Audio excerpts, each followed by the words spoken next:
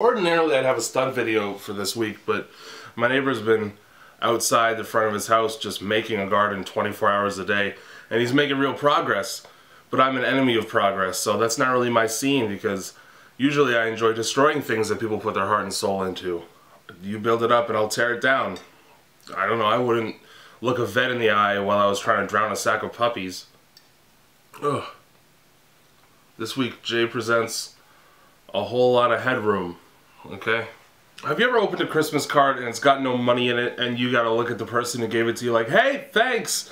I promise I won't throw this directly into the garbage can as soon as you look somewhere else. Every card I ever get goes through this comedic test where however funny it is directly proportionate to how long I'm gonna put it on a shelf somewhere and pretend to care about it whenever you come over. And if you get me a sentimental card, I can pretty much guarantee you that I'll have it sent to a landfill faster than you can mentally comprehend. But if there's nothing in there for me that isn't like a picture of two dogs humping at least, then it goes through a different test entirely. Oh, thanks, this one-page book with nothing in it. If I go to the trouble of opening an envelope, I'd better be compensated for my efforts.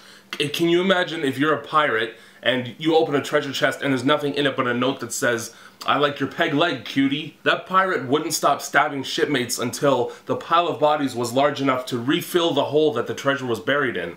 So just remember that the next time all I do is give you a mean glare, Mom. Let's put like 10 bucks in there. As I was leaving a parked car earlier this week, I was accosted by a woman who approached the vehicle as I had one foot out of the door and asked for money. And I know you're thinking, Jay, accosted sounds like a pretty strong word to use to describe a homeless person. But let me explain something to you. Crouched halfway between inside and outside of a car is not a very good defensive position. And this woman got close enough to make me uncomfortable while still being far enough away that if I reacted negatively to her proposal, she could throw a fistful of shit at me at absolutely no risk of being punched as a result. And it doesn't matter what your question may be, if you catch me like this,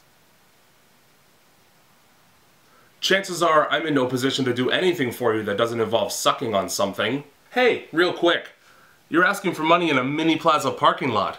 Anybody who brings cash to a place like this is likely going to use it on themselves, and pretending to be some kind of sad, homeless jack-in-the-box isn't going to persuade me to abandon my purchase to assist you.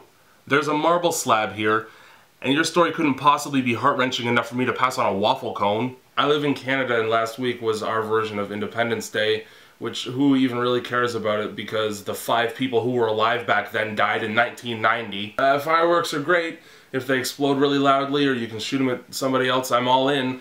But if you're one of those people who buys the volcano or the firehouse and you're not under the age of 5, first of all, that's good because that's probably illegal. But secondly, I don't know what's wrong with you. You're basically spending your money on a short-lived glow stick that also whispers things in your ear. If you had a string of Christmas lights and a creepy uncle, you could recreate that all year round. I'm zero fun. And sparklers are even worse. What's that? Fire on a stick? Something that we've had since before we were able to walk upright for more than 3 hours or shit indoors? I would love to spend money on that.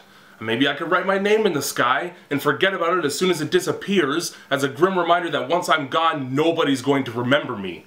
Doesn't that sound like a great way to celebrate? Victoria Day. We really like the Spice Girls here. 8 people are gonna get that joke.